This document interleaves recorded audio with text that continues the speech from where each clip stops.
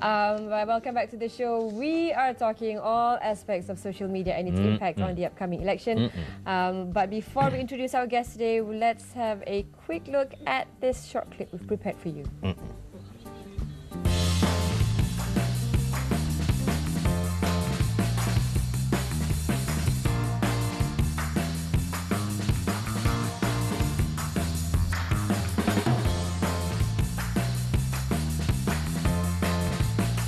In 2012, Barack Obama repeated his victory by being re-elected and sworn in for a second term as the 44th President of the United States of America.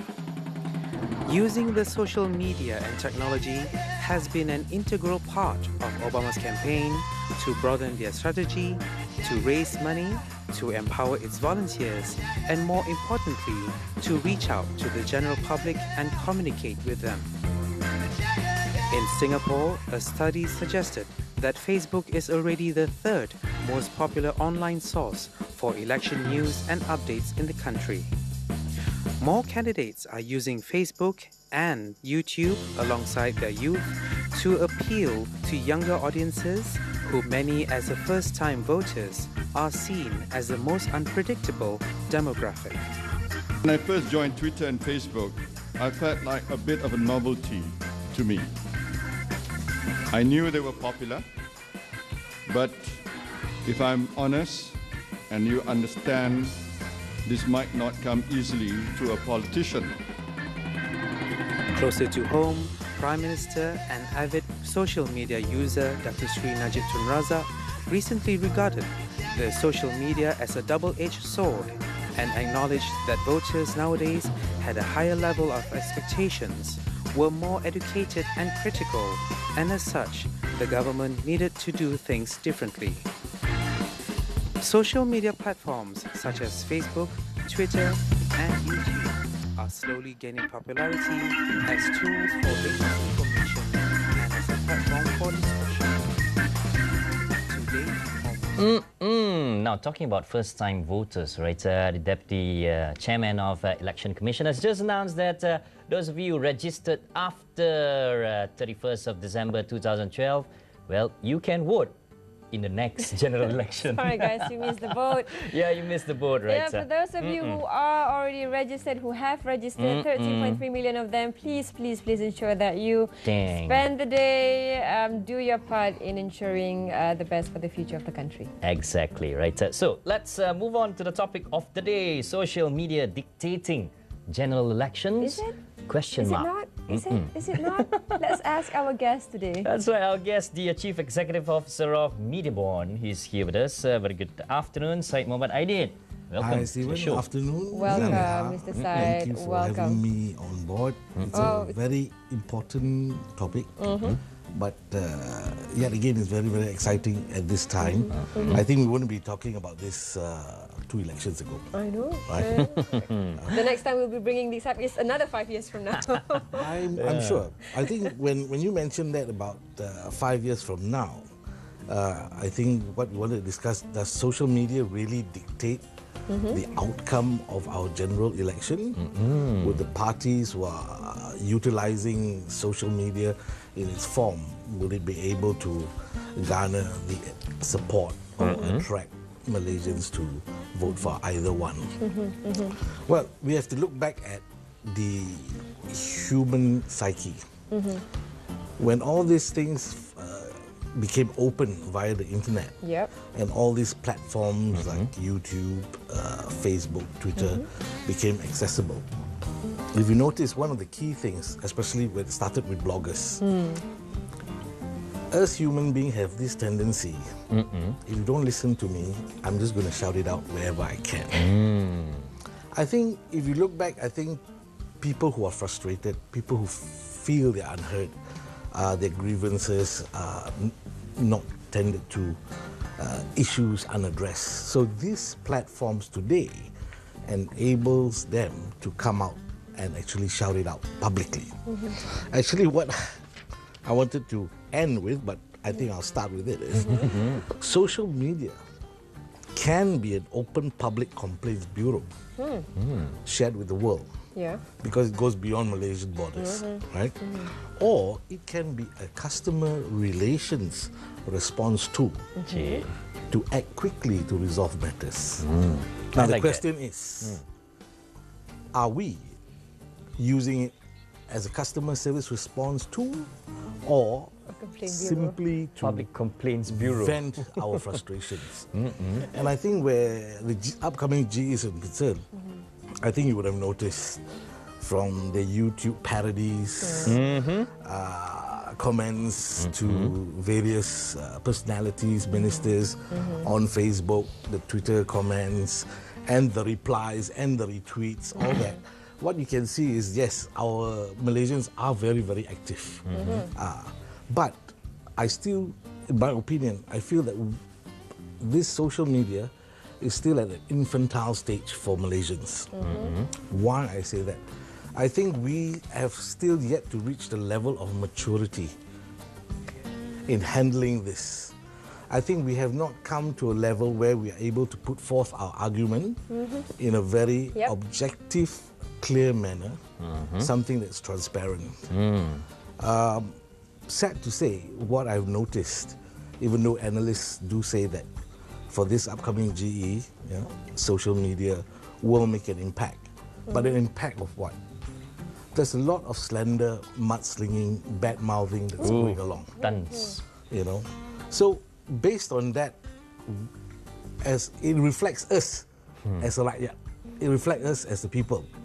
And eventually, I want to say this to all Malaysians, whoever wins, it is the government that reflects you. That is the key thing that I want to say.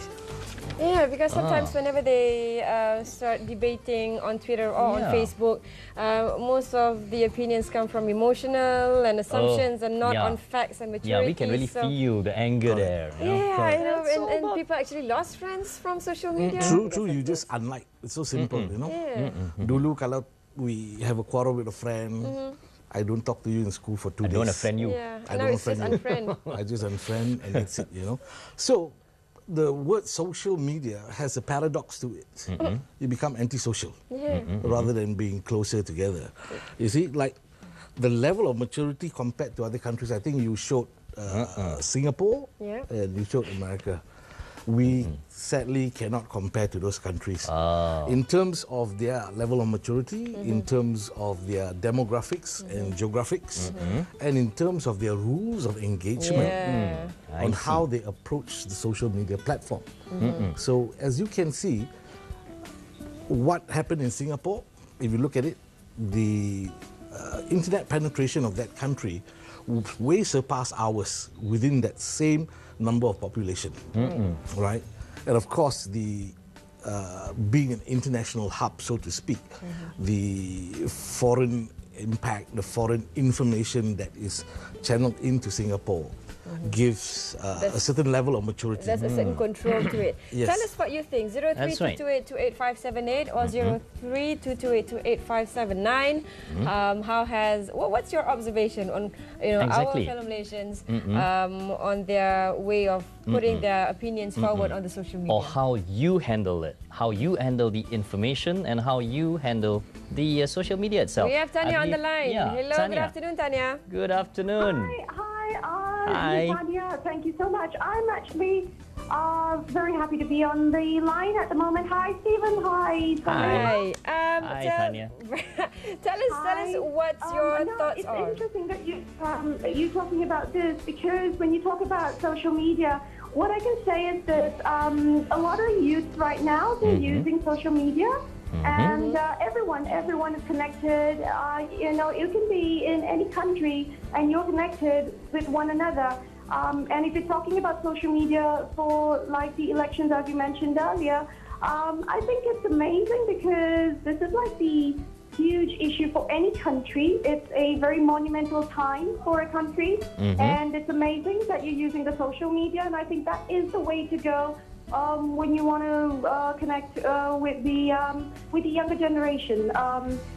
Every Tom, Dick and Harry, Sally, Sue and Molly, everyone's on the Facebook, on the Twitter, So yeah, I think I think it's a brilliant idea when you have the leaders of the country actually contributing on the social media. All right, thank There you, you go. Tanya. Thank you. Now, Thank you. Mr. Syed, with what Tanya said, even the leaders are actively involved. It's something that they're not, familiar with, but now it's like a prerequisite for Exactly. leaders Everybody to be should in touch with everyone. use the social media. It is. Basically, it's new technology. You have to embrace it now or you get lost in the race, But with the advent of smartphones, tablets and all that, why it is important and why it does have a sort of impact is because the information you get is real time, right? It's fresh. Now, of course, the other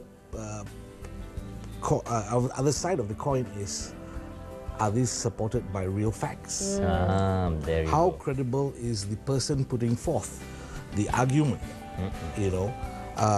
and looking at the credibility of that person or what is said.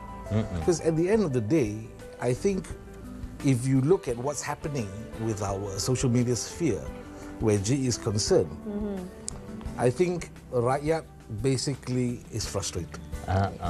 Okay? So we are shouting out. Actually, we're shouting out, help us.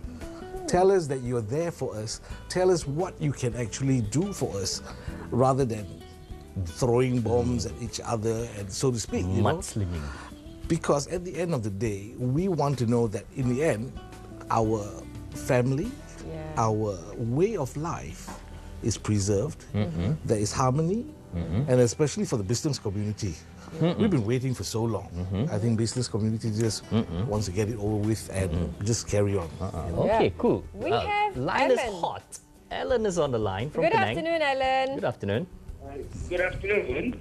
Hi. Right, okay, so our first question to you guys, to you today is, of course, do you think the social media is impacting the upcoming general election? Hello. Alan, yes, go ahead. What do you have for us? My question is quite simple.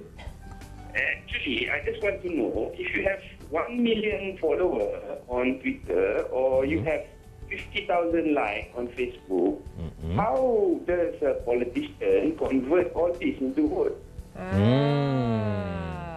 Good That's all I question. want to ask. Thank you very much, Thank Alan. you, Alan. Thank So, you. Very good question, Alan. Volume. You can't.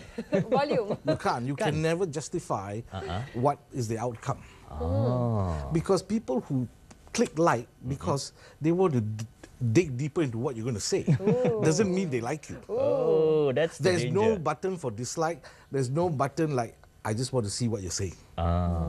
There's only one button. So if you want to get to know more what is that issue or what is that person saying, you have to click like. Click like. But it doesn't mean that that person likes you and is following you. Same case for Twitter. There are also cases where people who can actually bump up their Twitter followers.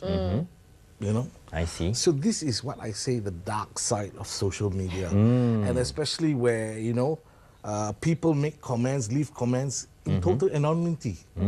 Exactly. Why is that? You see? So social media, as my previous topic that I spoke to you all on, whether it's a bane or boon, it can be seen as this. But at the end of the day, going back, how are we going to utilize it properly? It is a tool that it's just like credit card. You can either overspend or manage your You can finances. abuse it or use it. Now, now that you brought that up, we've seen the US election and Singapore election and how social media plays a huge role, a pivotal role in pretty much having an impact The on outcome. the flow or the outcome of the. Do you think that it's going to be Gonna happening here as happen? well? Well, I think it may be minimal. Why? I think for those who have decided to vote, they would know who they're voting for by this time.